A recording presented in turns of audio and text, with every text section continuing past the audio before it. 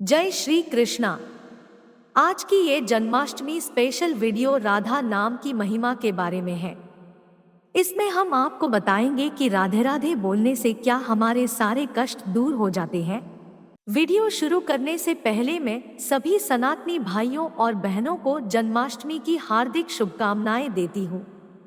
यदि आप भगवान कृष्ण की कृपा पाना चाहते हैं तो वीडियो को लाइक करके कमेंट में राधे राधे लिखना ना भूलें। एक बार एक संत जी किसी गांव के निकट आश्रम पर भागवत जी की साप्ताहिक कथा कर रहे थे। तीसरे दिन के वृतांत में वह कथा करते हुए बताने लगे, अनेक प्रकार के लोग जो पाप कर्म करते हैं उन्हें अनेक प्रकार के नरकों में जाना पड़ता है, लेकिन एक उपाय है जिसके द्वारा नरकों में जाने से बचा जा सकता है। कोई एक बार सच्चे हृदय से राधा नाम पुकार ले तो वह नरकों में नहीं जाता है। एक सेठ जी जो रोज आकर सत्संग सुना करते थे, सत्संग समाप्ति के पश्चात वह संत जी के चरणों में आकर बड़े जोर से रोने लगे। संत जी ने कहा, अरे सेठ जी क्यों रोते हो? तुम्हारा मन उदास क्यों है? सेठ जी रोते हुए कहने लगे, भगवान आपकी कृपा से मुझे सब कुछ प्राप्त है, पर मेरे मन को एक बड़ी चिंता सताती है। संत जी कहने लगे, कहिए कौन सी चिंता है? सेठ जी कहने लगे, आज आपने भागवत कथा में नरकों का वर्णन किया और वर्णन करते हुए बताया कि जीवों को अनेक पापों से नरकों की प्राप्ति होती है, लेकिन एक उपाय है जिसके द्वारा नरकों में जाने से बचा जा सकता है। तो प्रभु मैं तो आपकी शरण में हूँ, रोज सत्संग सुनने आता हूँ। मेरे मन में तो यह विश्वास है आप संतों की कृपा से, भागवत की कृपा से मेरा उद्धार तो हो ही जाएगा। लेकिन मेरा एक छोटा भाई है जिसकी उम्र 50 साल है। वह ना सत्संग में जाता है, ना परमात्मा पर विश्वास करता है और ना ही प्रभु का नाम सुमिरन करता है। उसका उद्धार किस प्रकार होगा? मुझे उसकी बड़ी चिंता सताती है। मैं उसे बहुत बार समझाने का प्रयास भी करता हूँ। इस संसार के काम तो होते रहेंगे, तुम भगवान के नाम का स्मरण भी किया करो। तब वह कहता है, ऐसा करने से कुछ नहीं होता है, तुम भी मत किया करो। मैं जितना आस्तिक हूँ, प्रभु के प्रति जितनी मेरी आस्था है, वह उतना ही कट्टर और अनीश्वरवादी है। तब संत जी ने कहा, क्यों चिंता करते हो, एक दिन उसका भी उद्धार हो ही जाएगा। सेठ जी रोते हुए कहने लगे, हे भगवान उसका उद्धार कब होगा? आप जैसे महापुरुषों हमारे गांव में आए हैं, मुझे तो आप पर ही यकीन है, आप ही उसका उद्धार करके जाएंगे। अब आप कैसे भी कृपा कर मेरे घर आइए और एक बार तो उसके मुख से श्री राधा नाम का उच्चारण कराइए। तब सेठ जी की विनय सुन संत जी कहने लगे, कल सत्संग समाप्ति के पश्चात मैं आपके घर आऊंगा और उसे परमात्मा का सुमिरन अवश्य कराऊंगा। दूसरा दिन हुआ, सेठ जी अपने घर गए। संत जी के आने का इंतजार करने लगे। आश्रम पर कथा की समाप्ति हुई। अब संत जी अपने वचन के अनुसार सेठ जी के घर पहुंचे। जैसे ही घर पहुंचे, सेठ जी ने बड़े श्रद्धा भाव से संतों का स्वागत किया। उन्होंने अपने भाई को बुलाकर कहा, संत जी आज हमारे घर पधारे हैं, उनका दर्शन कर लो। वह अंदर से बैठे बैठे कहने लगा, मुझे ना किसी संत से मिलना है और ना ही भगवान से मिलने की इच्छा है। तुम ही उनकी सेवा करो और तुम ही उनका पेट भरो। संत जी ने जब यह वचन सुने, सेठ जी रोते हुए कहने लगे, भगवान जी देखा आपने, आपके सामने ही आपका अपमान कर रहा है। संत जी कहने लगे, सेठ जी ख्याल ना कीजिए, सब कुछ अच्छा होगा। अब सेठ को दिलासा देते हुए संत जी पलंग से उतरे और उसके भाई के कक्ष में आ गए और उसके कंधों पर हाथ रख कर कहने लगे, और बताओ आज तक कितना कमाया? वह संत जी को इस प्रकार अपने नजदीक देखकर कहने लगा, अपना हाथ मेरे कंधों से हटाओ। मैं ना संतों को मानता हूँ ना भगवान को मानता हूँ।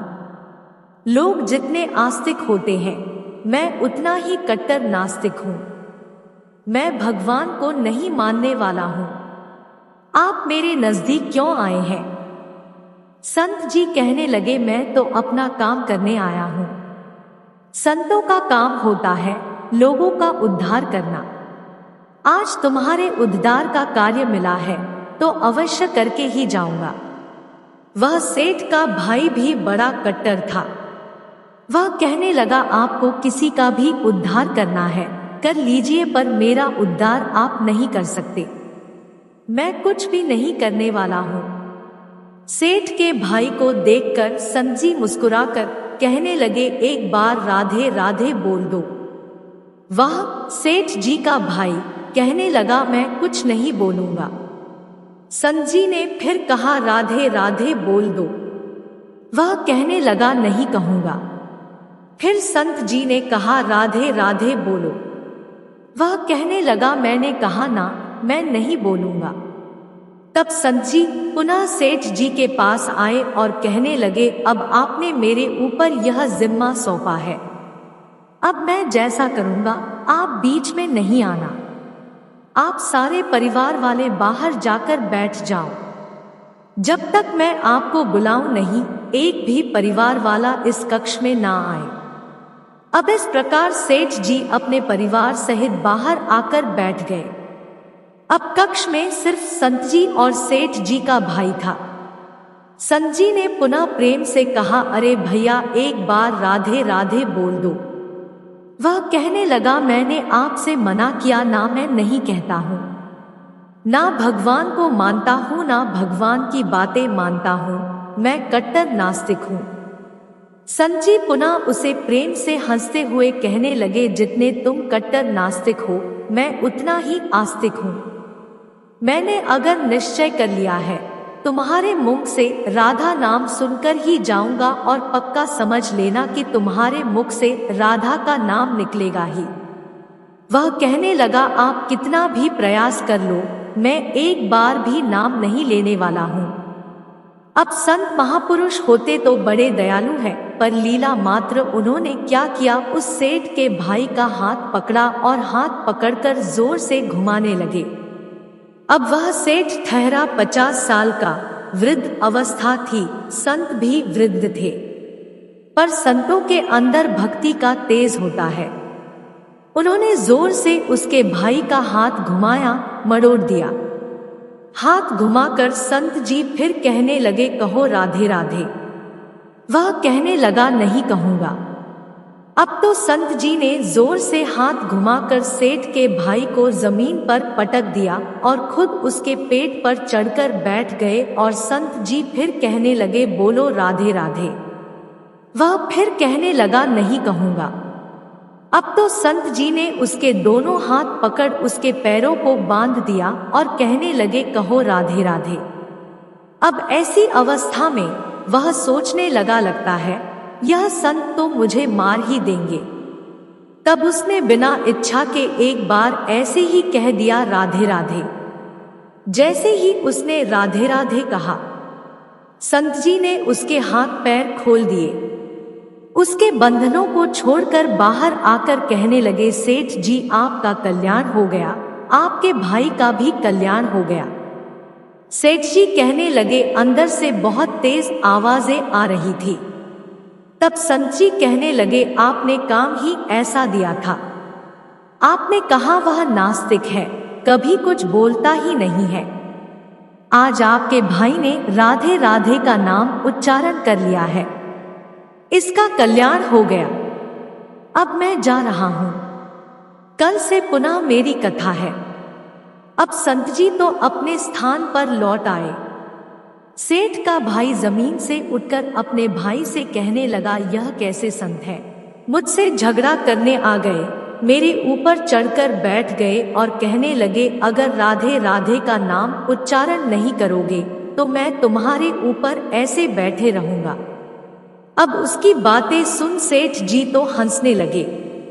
वह हंसते हुए मन से भगवान को धन्यवाद देते हुए कहने लगे, हे प्रभु, आपके संत भी बड़े दयालु हैं, खुद कष्ट सहकर भी लोगों का कल्याण करते हैं। समय व्यतीत होता गया। मुश्किल से 5-6 महीने गुजरे होंगे। अचानक एक दिन छोटे भाई का देहांत हो गया।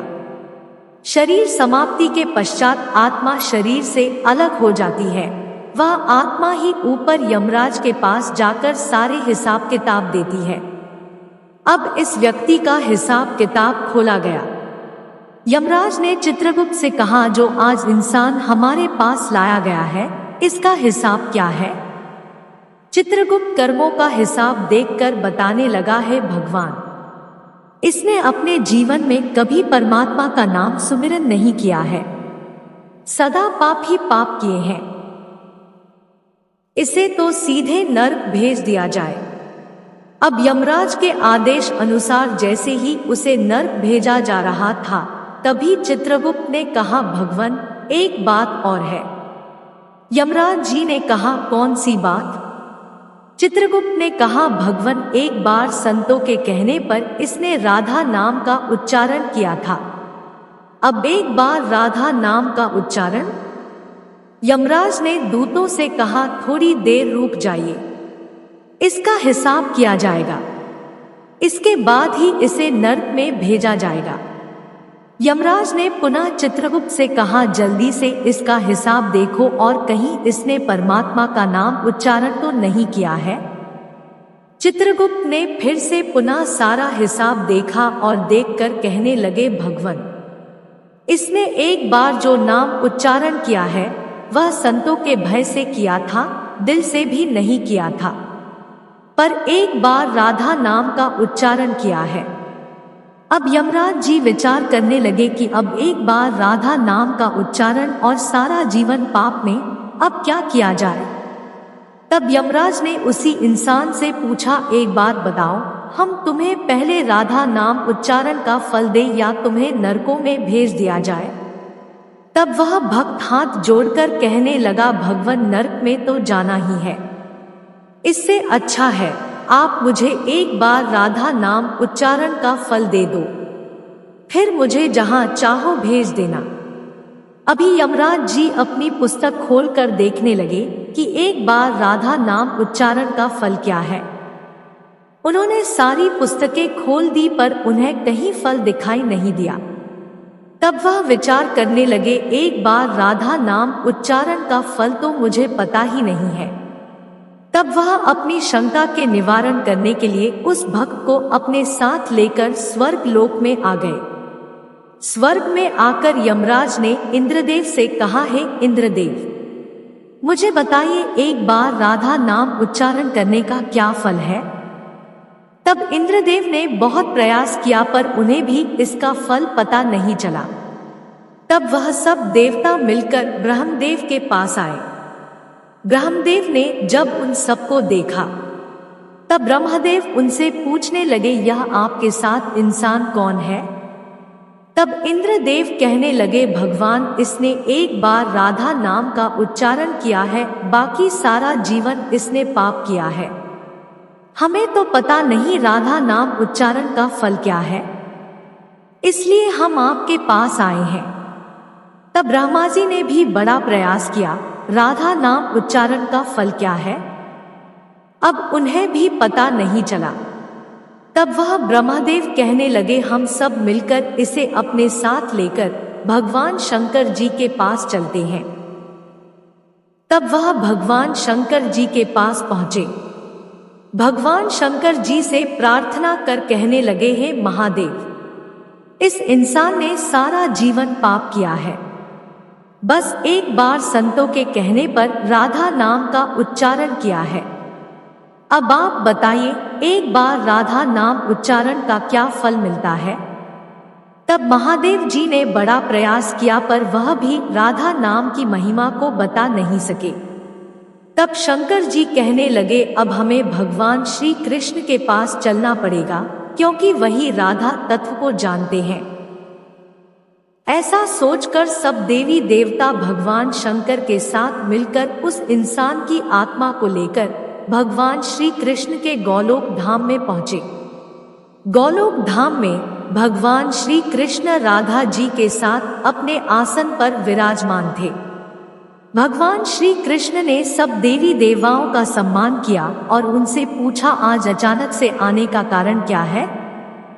तब भगवान शंकर हाथ जोड़कर कहने लगे, हे भगवान, यह इंसान इसे धरती से लाया गया है। इसने अपने जीवन में अनेक पाप किए हैं, पर एक बार राधा नाम का उच्चारण किया था। यमराज जी पता न कर सके कि एक बार राधा नाम उच्चारण का फल क्या है। तब वह इसकी जानकारी लेने के लिए इसके साथ इंद्र जी के पास स्वर्ग में आए थे। फिर स्वर्ग से होते हुए ब्रह्मलोक आए। फिर ब्रह्मलोक से होते हुए यह मेरे पास पहुंचे। अब मैं इन सबको अपने साथ ले आपके पास लेकर आया हूँ। अब आप बताइए, एक बार राधा नाम उच्चारण का क्या फल हो सकता है? जब इस प्रकार बातें चल रही थी तब श्री कृष्ण के पास बैठी राधा रानी बड़े जोर से हंसने लगी। तब श्री कृष्ण ने कहा, हे राधिका, क्यों हंसती हो? तब राधिका कहने लगी, है भगवान, यह अभी तक राधा नाम का महत्व समझ नहीं सके हैं।